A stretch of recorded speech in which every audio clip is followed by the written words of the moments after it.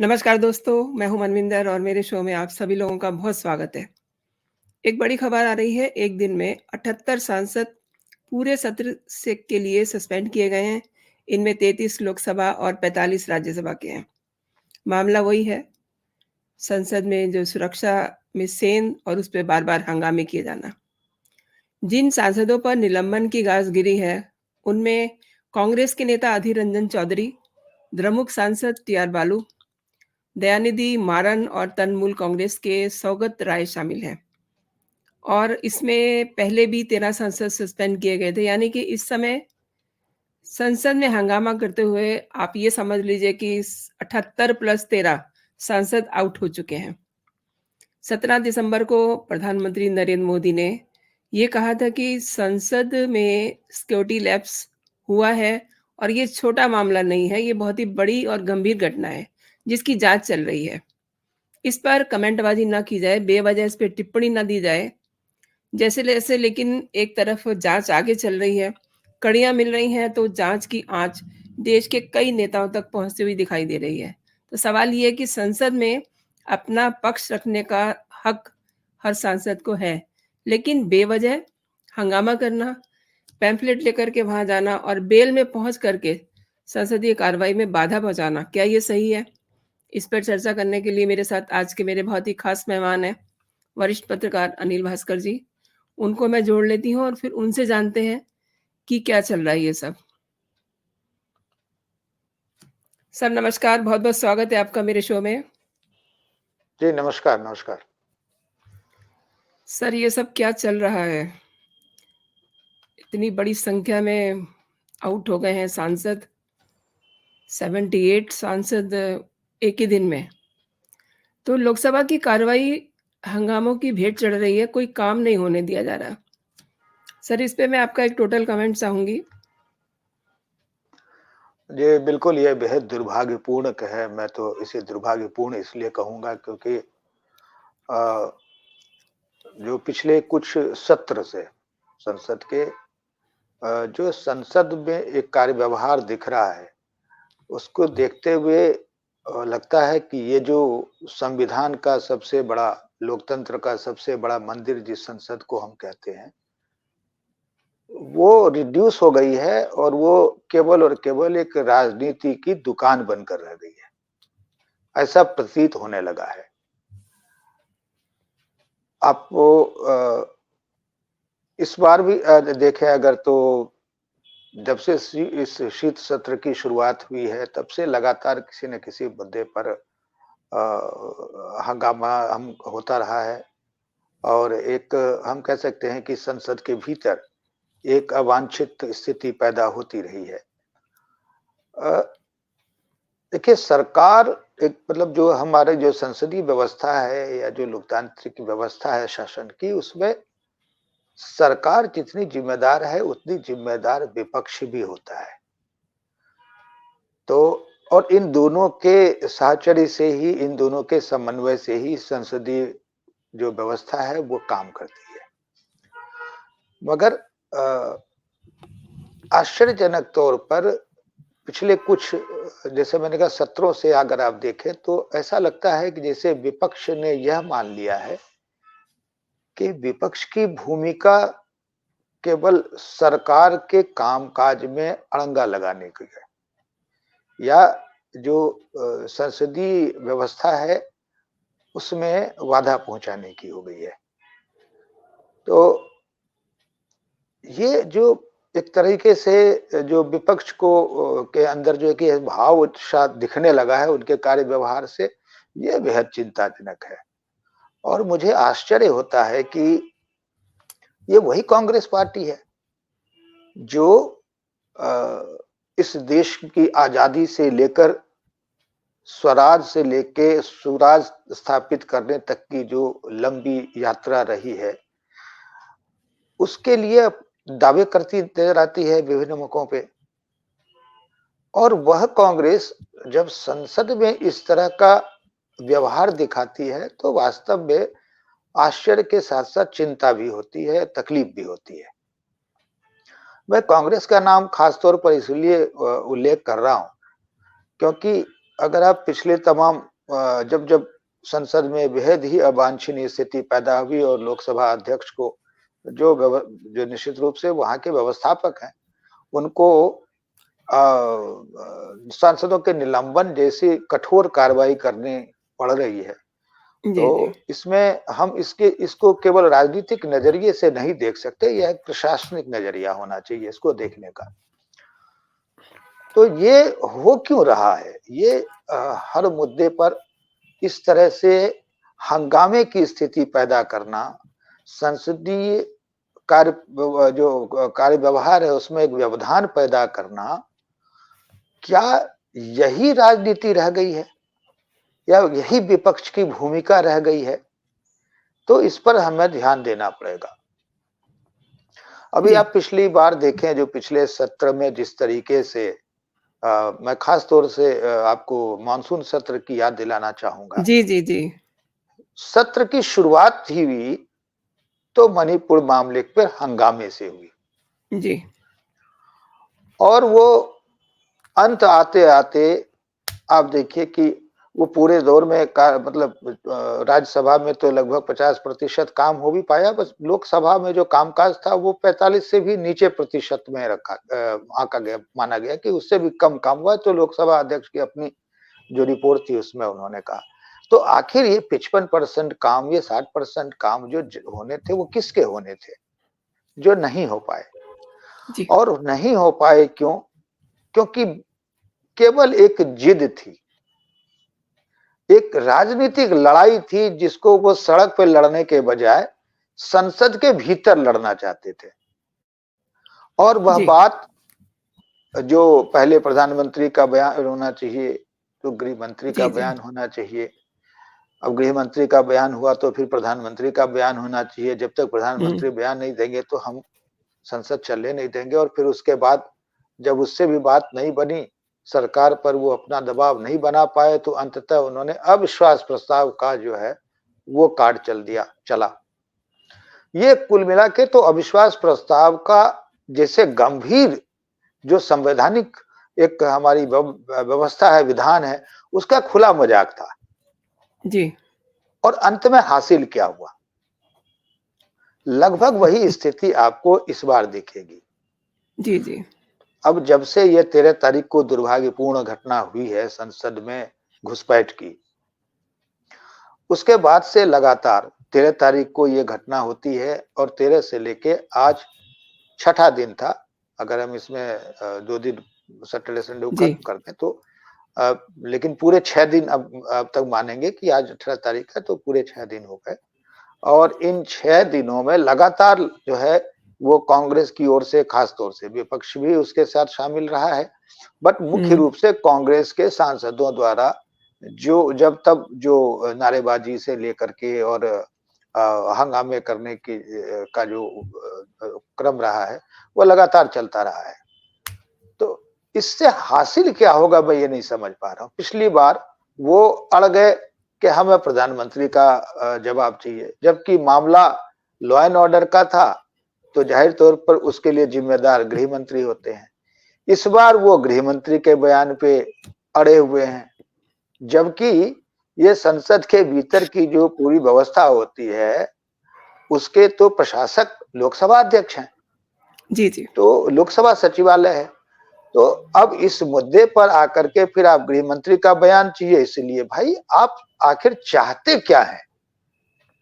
आप जी। उस व्यवस्था में सुधार चाहते हैं, आप उस घुसपैठ पर जो घुसपैठ हुई है, सुरक्षा में जो इतनी बड़ी चूक हुई है, आप उस पर सरकार की ओर से क्या जानना चाहते हैं अतिरिक्त? तो केवल एक राजनीतिक शहमात की लड़ाई के लिए हम संसद को बार-बार, संसद को हम कहते हैं कि हम अपहरण कर रहे हैं, उस व्यवस्था का अपहरण कर रहे हैं, हंगामे करके, नारेबाजी करके, संसदीय कार्य को रोक कर। हम ये मानने को तैयार ही नहीं कि हमारा जो ये विरोध का तरीका है किसी भी मुद्दे का, वो सड़क का है। संसद में तो बहस होगी, आप अपने मुद्दे रखेंगे, आप अपनी बात रखेंगे, आप अपनी चिंता रखेंगे। अगर आप उस घटना से वाकई चिंतित हुए तो आप बताएंगे, सरकार के साथ-साथ पूरे देश को कि ये जो संसदीय सुरक्षा व्यवस्था में चूक का मसला है, ये कितना गंभीर मसला है। वो मसला उसकी गंभीरता को आप तभी बता पाएँगे जब आप उस पर गंभीरता से चर्चा करेंगे।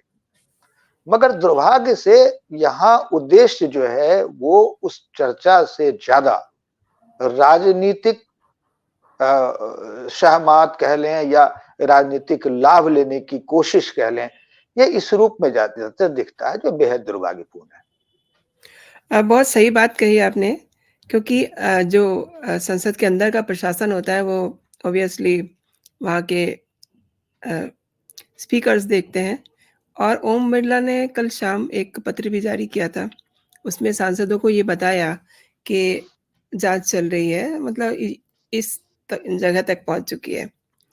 और जब ये सत्र शुरू हुआ था, शीतकालीन सत्र, तो प्रधानमंत्री ने एक बात कही थी कि 3 राज्यों की जो हार है, उसका फ़ील संसद के अंदर नहीं आना चाहिए। ये उन्होंने ख़ास तौर पे कोट किया था विपक्ष के लिए। और कल शाम को फिर एक इंटरव्यू में उन्होंने ये कहा कि ये बहुत ही गंभीर मसला है। लैप्स जो है सिक्योरिटी का, इस पे कोई भी बिना वजह की टिप्पणी ना करें और ना ही इस पे कोई हंगामा करें। आज उसके विपरीत फिर वही शो हुआ जिस पे हम बात कर रहे हैं। तो इन्हें मतलब क्या हंगामा करना ही इनका मकसद है? जैसा कि अभी आपने कहा मॉनसून सेशन में भी इन्होंने एक वीडियो वायरल कर दिया और पूरा सेशन जो है एक तरह से स्पॉइल कर दिया। एंड ऑफ द डे जिस समय उनको प्रधानमंत्री जी ने जवाब दिया, तो किसके पास कोई जवाब ही नहीं था। ये चारों खाने चित हो गए थे। तो अभी ऐसा क्यों कर रहे हैं ये? नहीं, ये तो निश्चित रूप से देखिए केवल ये नहीं कि केवल मानसून सत्र में ये मणिपुर के मुद्दे हुँ, पर उसको हाईजैक किया। उससे हुँ। पहले भी याद करिए पेगासस के मुद्दे पे इन्होंने जी, जी। हाईजैक कर लिया था। जी, जी, उ जी। उसके बाद ये जो रिपोर्ट आई थी हिंडनबर्ग की उस मुद्दे पे भी संसद को हाईजैक करने की कोशिश हाँ, हुई। बिल्कुल। जी। तो ये लगातार कोशिश हो रही है। ये निश्चित रूप से मैं कह सकता हूँ कि ये विपक्ष का एक फ्रस्ट्रेशन है जो हमें वहाँ पे दिखता है। सर आपको अभी नहीं राहुल लगता कि आपको नहीं लगता कि हम जो बात अक्सर करते हैं कि नरेंद्र मोदी को ये नफ़रत करते-करते अब ये मतलब देश को, देश के लोगों को नफ़रत करने लगे हैं क्योंकि ये कार्रवाई जो है जिस तरीके से बाधित कर रहे हैं और जो पैसा जा रहा है, वहाँ तो 1-1 घंटे का करोड़ों रुपया खर्च हो जाता है। संसद को जी, बिल्कुल, मेंटेन करने के बिल्कुल, लिए, बिल्कुल, वो पैसा बिल्कुल, बिल्कुल। आप हम लोगों का ये जनता का है और ये वो लोग हैं जब उत्तराखंड में 41 मज़दूर जब टनल में फँसे हुए थे, तो ये वही लोग हैं जो ये मना रहे थे कि वो अंदर ही दफ़न हो जाएँ, निकले ना और फिर हमको एक मौका मिल जाए शोर मचाने का। अब इन्हें ये मौका मिल गया तो ये तो न्यूसेंस क्रिएट करने के लिए मौके तलाशते रहते हैं। जबकि ये घटना वाक़ई में ही बहुत गंभीर है, जो सिक्योरिटी का लैप्स हुआ है और अब जब जाँच चल रही है और जाँच की आँच जो है टीएमसी तक जा रही है और जो नीलम लड़की हिरासत में है, वो कांग्रेस की सपोर्टर है। तमाम सारी चीज़ें हैं, तो ये क्या एक डर है इनका कि हम कुछ भी चलने ना दें? क्या कहते हैं सर? देखिए ये जो घुसपैठ करने वाले हैं, जो आरोपी हैं या जो भी जिन्होंने नीलम जिसका नाम आपने ज़िक्र किया जो वो अपने साथी के साथ बाहर जी, संसद परिसर के बाहर जिसने वो स्मोक गन चलाए थे, जी, स्मोक कनिस्टर चलाए थे। जी, तो अब इनका किस दल के साथ या किस दल के किस नेता के साथ क्या संबंध निकलता है, ये तो पूरी जाँच के बाद हमें इस पर अधिक बात करनी चाहिए। जी, हाँ, ये ज़रूर है कि जो पश्चिम बंगाल में जो भाजपा के जी, प्रदेश अध्यक्ष हैं मजूमदार, सुकांत मजूमदार, उन्होंने एक पोस्ट किया और उन्होंने बताया कि ये जो ललित झा है, जो पूरे इस प्रकरण का मास्टरमाइंड जिसको अब तक हम बता रहे हैं या पुलिस ने अपनी आरंभिक जाँच में जिसको मास्टरमाइंड माना है, कि वो उस मास्टरमाइंड का उत्तरी कोलकाता के एक टीएमसी विधायक के साथ उसके संबंध रहे। जी। हालाँकि वो संबंध को एस्टैब्लिश करने के लिए जो फैक्ट्स ये वो पर्याप्त नहीं है। उन्होंने सिर्फ़ एक फ़ोटो दिखाई है, जिस फ़ोटो के में वो जो वहाँ के विधायक हैं, वो उसके साथ दिख रहा है ललित झा और इस आधार पे उन्होंने यह बताने की कोशिश करी है कि ललित झा के उस टीएमसी विधायक के साथ रिश्ते रहे हैं। उन्होंने जी। ये भी कहा है कि उसके वहाँ के कांग्रेस के नेताओं के साथ भी रिश्ते रहे हैं। वो ये भी जी, जी। वो कह चुके कि भई वहाँ जो सीपीएम है उसकी विचारधारा से वो प्रभावित है, तो कहीं न कहीं वो सीपीएम के नेताओं के संपर्क में भी रहा होगा। लेकिन हुँ, जैसे मैंने कहा कि अब ये शुरुआती जाँच का विषय है, ये भी इस पर जाँच हो तो ये हुँ। तय हो पाएगा कि वाक़ई ये जो लोग हैं, ये किन-किन कि क्या इनका किसी राजनीतिक दल या संगठन से भी नाता रिश्ता रहा है या नहीं। बट एक बात तो देखिए तय है कि जिस तरह अभी जो अब जो कुछ भी पुलिस की शुरुआती जाँच में बात सामने आई है, उससे एक चीज़ तो आप गौर करें तो बहुत स्पष्ट हो जाती है कि ये इनके 4 सिरफिरों का काम नहीं है, या 5 सिरफिरों का काम नहीं है। एग्ज़ैक्टली। और जो एक नैरेटिव बनाने की कोशिश की जा रही है इसको डाइल्यूट करने के लिए कि भाई ये तो फ्रस्ट्रेटेड लोग हैं ये जो खास करके राहुल गांधी के ट्वीट के बाद से जो एक राजनीतिक गलियारे में बवाल मचा हुआ है कि कैसे जी। राहुल गांधी इसको प्रोटेक्ट करने की कोशिश कर रहे हैं इनडायरेक्टली जी, जी। ये जी, कह जी। के कि ये जो जो लोगों में या युवाओं में जो बेरोजगारी महंगाई इन तमाम मुद्दों जी। को लेकर जो एक जी, मैं एक आपको उनका वो वीडियो दिखाना चाहती हूँ। पार्लियामेंट जी। सुरक्षा ब्रीच पर आपकी जी क्या सुरक्षा सुरक्षा ब्रीच हुई है हाँ। वो है बट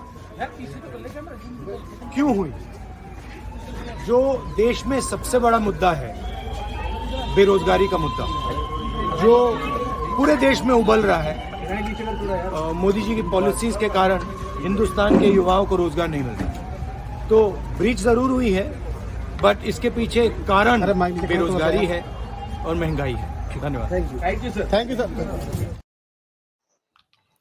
तो ये एक तरह से जजमेंटल हो रहे हैं सर।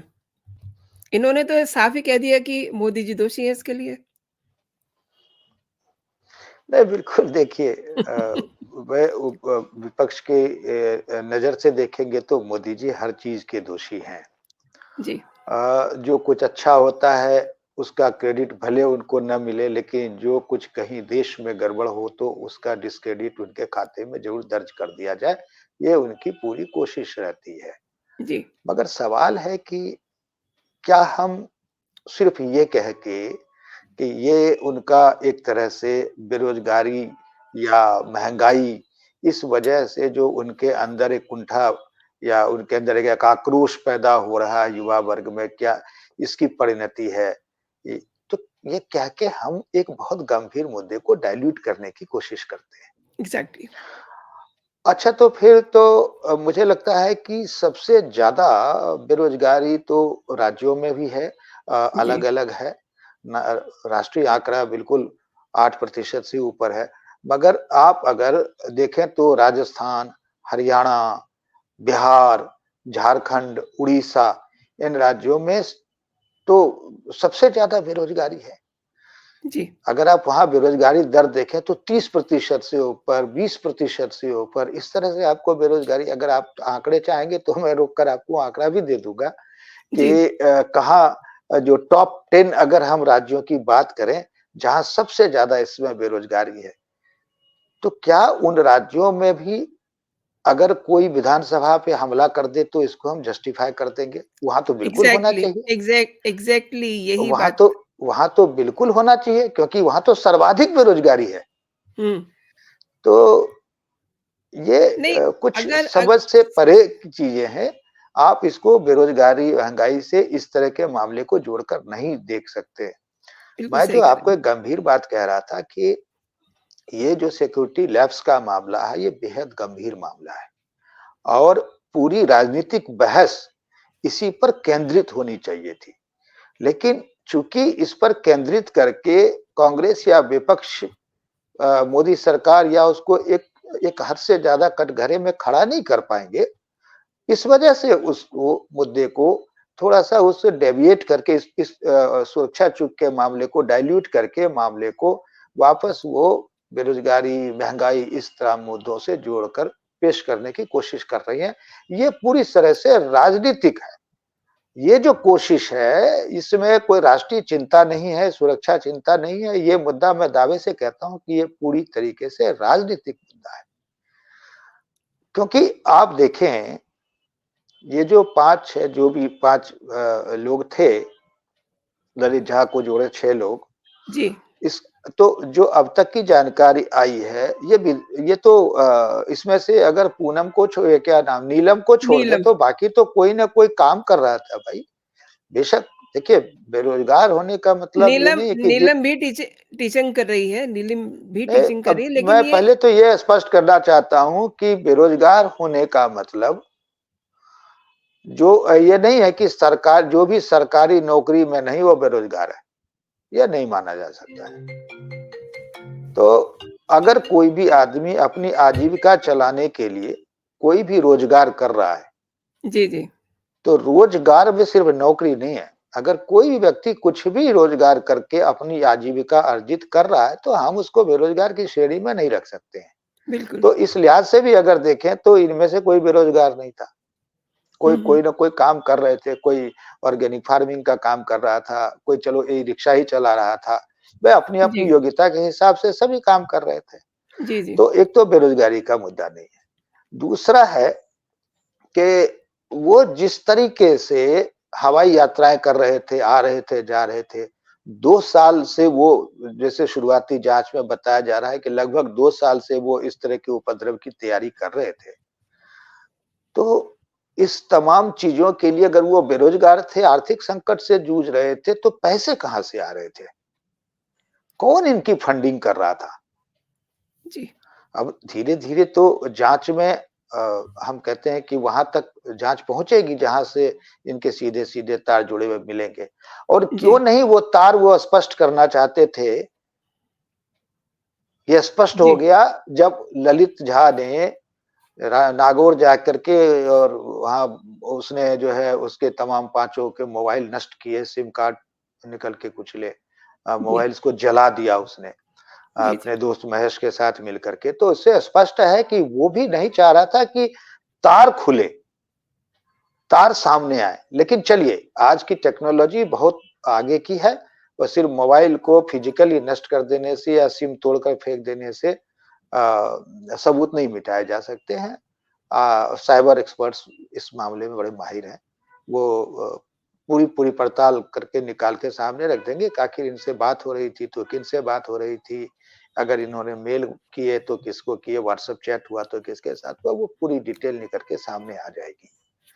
तो मैं ये तो कह रहा हूँ कि मैं इसको किसी राजनीतिक दल से नहीं जोड़ रहा हूँ, लेकिन मैं ये ज़रूर कह रहा हूँ कि इसके पीछे कोई न कोई एक बड़ी शख्सियत है या एक कोई बहुत बड़ी संस्था है, संगठन है, कोई ना कोई इनके पीछे में है, जो इनके लिए फंड भी कर रहा था, जिन्होंने इनको सारे टेक्नोलॉजिकल इन्फॉर्मेशन जानकारी भी दी कि आप जूते में कैसे स्पेशली बम वो सॉरी जो स्मोक कैनिस्टर है उसको आप जूते में और कैसे छुपा के ले जाएंगे। और मजे की बात है उसके लिए इन्होंने स्पेशल जूते बनवाए थे, जी, जी। उसके उस पर भी पैसे खर्च हुए हैं। हुँ, हुँ। तो ये सिर्फ हवाई यात्रा या उन्होंने मुंबई से जो स्मोक कैनिस्टर खरीदे उसका खर्च तक सीमित नहीं है। इन खर्चों में अगर इस पूरे ऑपरेशन को देखेंगे तो एक भारी भरकम रकम खर्च हुई है इस पर। तो जी। आखिर इन बेरोजगारों को ये जो कह रहे हैं बेरोजगारी की बात, अगर इनकी कमाई भी बहुत मानता हूँ कि कम रही होगी, एक रिक्शा चला रहा था चलिए, कोई ऑर्गेनिक फार्मिंग कर रहा था, हालाँकि ऑर्गेनिक फार्मिंग करने वालों को तो अच्छा खासा मुनाफा मिलता है। मगर चलिए हम मान लेते हैं 1 सेकंड के लिए कि ये आर्थिक रूप से बड़े विपन्न लोग थे और इनको बेरोजगारी और महँगाई की से मारे हुए त्रस्त लोग थे। तो आखिर इतना सारा फंड इनको मिला कहाँ से? तो जी। ये साफ संकेत है कि इसके पीछे जैसे मैंने कहा कोई न कोई बड़ी शख्सियत, कोई बड़ी संस्था या कोई न कोई बड़ा संगठन ज़रूर है। आपकी बात सर बिल्कुल सही है। अब ये जो हंगामे हो रहे हैं संसद के अंदर और जो बात आप कह रहे हैं कि कोई बड़ी शख्सियत है, तो क्या ये जो हंगामे कर रहे हैं, ये नहीं चाहते हैं कि वो शख्सियत सामने आए? नहीं, नहीं, ये भी हो सकता है कि इसको डेविएट करने के पीछे एक मंशा वो भी हो सकती है, पर अभी आधिकारिक या प्रामाणिक तौर पर इसको कहना थोड़ा-सा मुश्किल है। वो तो जाँच के बाद चीज़ें स्पष्ट हो ही जाएँगी। देखिए, अब जैसे मैंने कहा कि अब वो दौर चला गया कि अब जाँच में वर्षों लगते थे, कड़ियाँ नहीं जोड़ पाते थे। हुँ, हुँ, अब हुँ। अब फॉरेंसिक और साइबर और ये तमाम एक्सपर्ट्स हमारे पास हैं और ऐसी टेक्नोलॉजीज़ हमारे पास में है कि हम बहुत सारे जो इस तरह से किए गए काम हैं, उनको बातचीत के ट्रैक करके उनके आपस में जो उन्होंने चैट किया, उसको ट्रैक करके या उनको जो मेल्स के माध्यम से संवाद हुआ हो, कम्युनिकेशन हुआ हो, उसको ट्रैक करके, वो तमाम चीज़ें अब निकालना बड़ा आसान हो गई है। तो आप थोड़ा इंतज़ार करिए, हो सकता है कि वो जिस तरफ मैं इशारा कर रहा हूँ, वो संस्था जी। या वो संगठन या वो शख्स, उसका नाम भी बहुत जल्द आपके सामने होगा। जी, जी। सर हमने इस पे बात तो की है, हमले से जुड़े हुए जो लोग हैं, जो हिरासत में हैं, जिस तरीके से टीएमसी और कांग्रेस से उनके कनेक्शन सामने आ रहे हैं, यानी कि सोशल मीडिया को हर चीज़ में अहमियत दी जाती है। आपको कुछ कहना है तो आप सोशल मीडिया पे ही कहते हैं। तो उसमें बाकायदा उनके जो मैसेजेज़ हैं, वो ये साफ बता रहे हैं कि अब ललित झा को लीजिए तो वो टीएमसी के साथ उसके फ़ोटो हैं। नीलम को लीजिए तो वो सीधे-सीधे मतलब वो कांग्रेस की सपोर्टर है, आंदोलनजीवी तो ये सारे ही हैं। लेकिन नीलम को तो शाहीन बाग में भी देखा गया। नीलम को आपका जेएनयू में जो अ, धरने प्रदर्शन हुए थे पिछले दिनों बीबीसी का डॉक्यूमेंट्री को लेकर के वहाँ भी देखा गया। उसके बाद इनको किसान आंदोलन में भी देखा गया। नहीं देखिए, सपोर्टर होना एक अलग बात है, टूल किट होना एक अलग बात है। तो वो सपोर्टर थे, टूल किट के हिस्से तो ये हैं सर। टूल किट ही कहिए मैं ना वही कह जब रहा हूँ इन्हें कि इन्हें देखिए, जी, मैं ये कह रहा हूँ कि अभी ये सपोर्टर तो हैं, इस तो आपने एस्टेब्लिश कर लिया। अगर हुँ, हुँ। कोई किसी पार्टी का झंडा उठाए है, किसी पार्टी के एजेंडेस को आगे प्रमोट कर रहा है, तो हम ये मानते हैं कि चलिए वो उसका एक कट्टर समर्थक है, एक स्ट्रॉन्ग सपोर्टर है। मगर ये मानना कि वो उसका पपेट है या वो उसका टूल किट है, तो इस पर अभी हमें लगता है कि थोड़ा हमें जाँच का इंतज़ार करना चाहिए, इस नतीजे पर पहुँचने से पहले। लेकिन जो मुख्य बात है वो देखिए जैसे आपने कहा ना कि 3 राज्यों में जो अभी हार भाजपा की जीत है या हम कह सकते हैं कांग्रेस की हार है, जी। कहीं उसका रिफ्लेक्शन ना आए, उसका हुँ, हुँ। रिफ्लेक्शन पहुँचे ना संसद में, इसलिए भी ये किया गया होगा। तो ये तो तभी एस्टेब्लिश होगा जब हम ये एस्टेब्लिश कर पाएँ कि ये एक साजिश जो हुई, उस साजिश के सूत्रधार वो लोग थे, जो भाजपा से परास्त हुए। मगर लगता है कि वो अभी वैसी कोई स्थिति है नहीं और हमें इस तरह के नतीजे पर जंप करना भी नहीं चाहिए। ये बेहद संवेदनशील मुद्दा है। मैं बार-बार यही कहता हूँ कि जी, हमें अपनी पूरी राजनीतिक बहस हो, चाहे आम जनता के बीच इस मुद्दे को लेकर कोई बहस हो, मीडिया की बहस हो, तो उसको हमें केंद्रित रखना चाहिए जो सुरक्षा चूक हुई है, जो सिक्योरिटी लैप्सेस हुए हैं। क्योंकि 2 मायने से ये बेहद महत्वपूर्ण हो जाता है। एक तो 13 दिसंबर जिस दिन ये घटना के लिए जो दिन चुना जी। गया है, दिन वो चुना गया है। संसद पर हमले की बरसी थी जी, और एक ऐसी गंभीर घटना जो ऐतिहासिक थी, पहली बार हुआ था और जी। जिसमें हमारे कई जवानों ने अपनी जान गँवाई 9 थी, शहादत दी 9 थी। लोग 9 शहादत हुई थी। एग्ज़ैक्टली और दूसरी बात कि जो आप याद करिए जो पन्नू है, जिसके खिलाफ ये हत्या की साजिश का मामला आया था, जो खालिस्तान का जी। स्वयंभू लीडर कह सकती हैं। जी, जी, तो जी। पन्नू की हत्या की साजिश की बात जब आई, जब उस हाँ। आरोप में निखिल गुप्ता को अरेस्ट कर लिया गया था, उसके बाद जो पहली प्रतिक्रिया पन्नू की आई थी, उसने कहा था कि हम दिखाएँगे। हुँ, हुँ। उसने अपना एक वीडियो मैसेज सेंड किया और उसने बताया था कि हम भारत को, भारत सरकार को खास करके यह एहसास कराएँगे कि हम क्या हैं और हम क्या कर सकते हैं। और आप जी, जी, देखिएगा कि 13 दिसंबर से पहले ये कुछ बड़ा होने वाला है भारत के जी, भीतर। तो एक जी, तरह से 13 तारीख की एक जो डेडलाइन पन्नू ने भी दे रखी थी, वो एक जी, बहुत बड़ा अलर्ट वो था। तो हमें हमारी सुरक्षा एजेंसियों को खास कर इन धमकियों को भी नजरअंदाज नहीं करना चाहिए था। और मेरा मानना है कि अगर उन्होंने इस बात को भी गंभीरता से लिया था, पन्नू की धमकी को, और उस बात का भी जेहन में ख्याल रखा 13 दिसंबर को संसद पर हुए भीषण हमले का, तो इन सबको मिला करके एक ऐसी चाक चौबंद व्यवस्था होनी चाहिए थी, जो दुर्भाग्य से उस दिन नहीं दिखी। और जी, ये जो लड़के थे, सिरफिरे थे, या जो भी हम जिसको अभी कह सकते हैं, ये घुसपैठ करने में कामयाब हो गए। तो बिल्कुल सही ये कहा आपने। एक सबसे बड़ा लैप्स है। और मैंने तो अपने पोस्ट में भी लिखा था कि ये सरकार को बगैर किसी हील हवाले के सीधे तौर पर इस चूक के लिए खुद को इसकी जिम्मेदारी लेनी चाहिए। और केवल न सिर्फ संसद, न सिर्फ विपक्ष, बल्कि पूरे देश को बताना चाहिए कि आप उस देश का भरोसा बनाए रखने के लिए आगे ऐसे क्या कदम उठाने जा रहे हैं। बेशक उसकी घोषणा का मंच जो है वो संसद हो, लेकिन ये बताएं जरूर पूरे देश को कि जो हुआ उसकी पुनरावृत्ति ना हो। उसके लिए हम ऐसे कौन से कड़े कदम उठाने जा रहे हैं, कौन से ऐसे अचूक उपाय करने जा रहे हैं संसद की सुरक्षा को लेके। जी, आपने सर सही कहा, जाँच चूँकि चल ही रही है और स्पीकर ने भी सांसदों को ये एश्योर किया है कि इसमें कुछ अपने लेवल पे, प्रशासनिक लेवल पे भी इसमें जाँच चल रही है। प्लस जो दूसरी एजेंसीज़ हैं, वो सब भी इसमें काम पे लगे हुए हैं। तो ये बात तो है ही। और उससे भी बड़ी बात है कि प्रधानमंत्री ने ये कहा है कि ये वाक़ई में बहुत गंभीर बात है और इस पे जाँच चल रही है। इसीलिए उन्होंने कहा कि इस पे कोई टीका-टिप्पणी ना की जाए। लेकिन द वेरी राजनीति ना नेक्स्ट हो। डे राजनीति ना हो, ये शब्द उन्होंने यूज़ किया कि बिल्कुल, राजनीति ना बिल्कुल, हो और बिल्कुल। द वेरी नेक्स्ट डे राजनीति शुरू हो जाती है। नहीं, ये तो तो हम ये सबका मानना है कि ऐसे संवेदनशील मामलों में, जी, जिसमें कम से कम या तो देश का आंतरिक सुरक्षा का मामला हो या देश के बाहरी सुरक्षा का मामला हो, ऐसे संवेदनशील राष्ट्रीय मसलों में कहीं से भी राजनीति नहीं होनी चाहिए।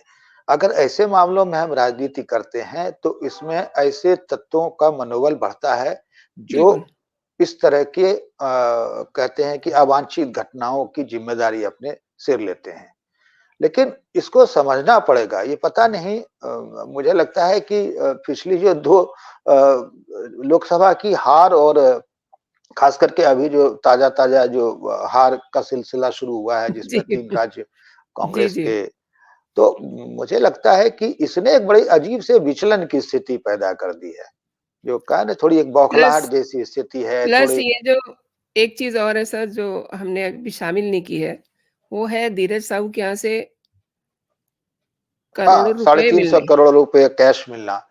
जी, चलिए उसको 1 मिनट को अभी इस बहस से अलग रखते हैं, पर एक चीज़ है कि ये कांग्रेस पार्टी या विपक्ष को बड़ा गंभीरता से सोचने की ज़रूरत है।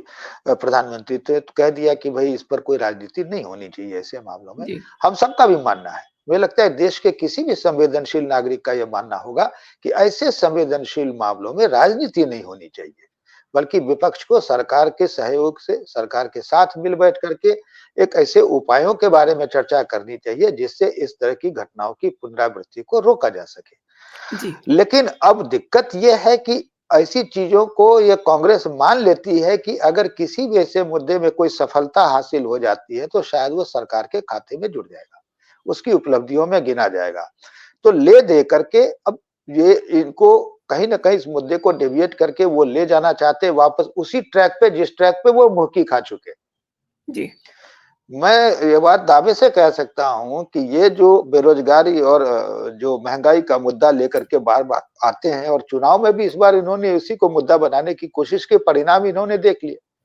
लेकिन प्रॉब्लम ये है कि यही कांग्रेस पार्टी जो है, वो ऐसे नतीजों, चुनाव के नतीजों से कोई सबक नहीं लेना चाहती। वो सबक सीखने को राजी नहीं है।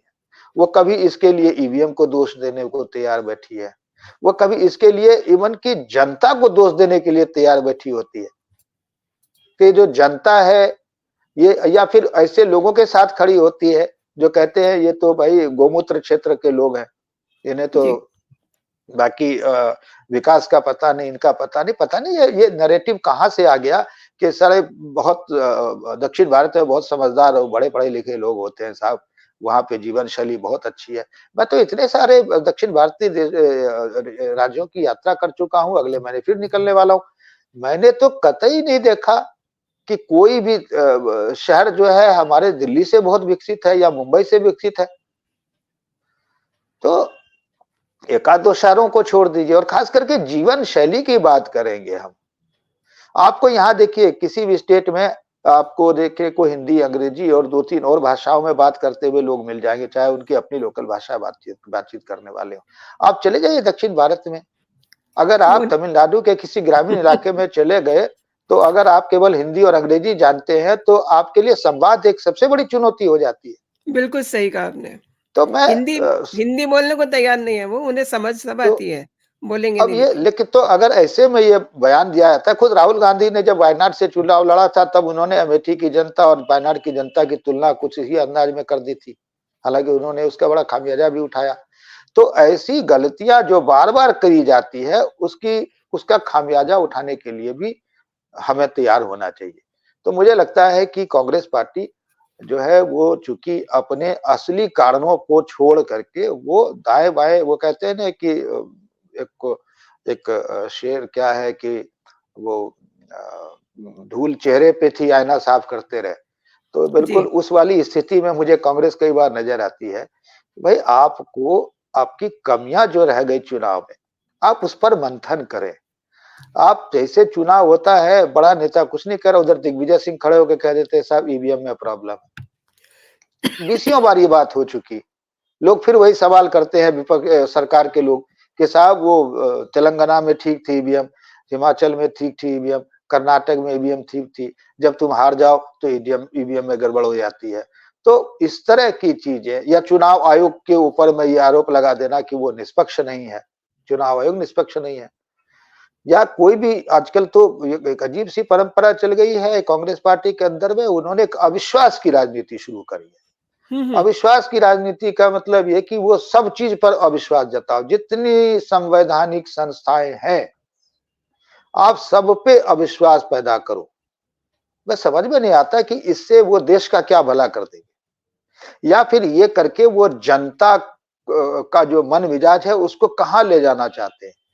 आप क्या उसके अंदर में एक भय पैदा करना चाहते हैं कि साहब देखो तुम जैसी जिस देश में रह रहे हो उस देश में कोई व्यवस्था नाम की चीज नहीं है, केवल अराजकता है।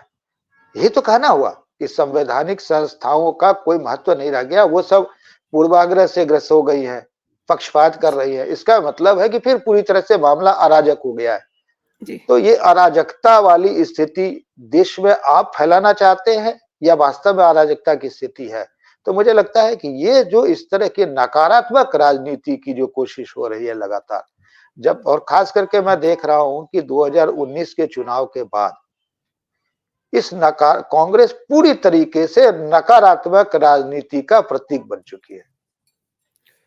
आप किसी भी मुद्दे को उठाकर देख ले, कभी उसने कोई भी सकारात्मक रुख नहीं अख्तियार किया है।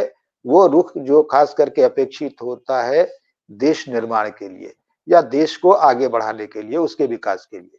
आप कोविड का मुद्दा ले लें और आप उस समय के राहुल गांधी और दूसरे कांग्रेस नेताओं के बयान याद कर लें।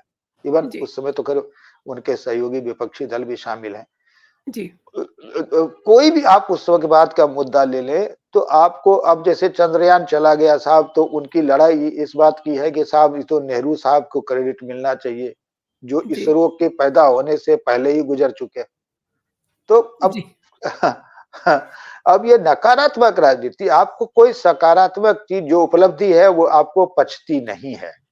बिल्कुल सही कह रहे हैं सर आप। अगर पुतिन ने प्रधानमंत्री की प्रशंसा कर दी और कहा कि ये बंदा देश के नागरिकों के हित के लिए किसी भी हद तक जा सकता है, तो अब यह बात आपको पच नहीं रही है। जी, आप कहते हैं कि साहब ये तो हमारे देश की जनता बोले तो मैं मानूं। अब देश की जनता जब बोलती है 3 राज्यों में कि बीजेपी विजयी भव, तब हाँ। कहते हैं अब हम देश की जनता को नहीं मानते, हम तो ईवीएम में खोट ढूंढेंगे। तो आप कुल मिलाकर के एक नकारात्मक राजनीतिक वातावरण बनाने की कोशिश में जुटे हैं लगातार, और जनता इस बात को देख समझ रही है, और मुझे लगता है उसी हिसाब से आपके साथ जनता का बर्ताव भी हो रहा है। तो बिल्कुल, आपने सही कहा।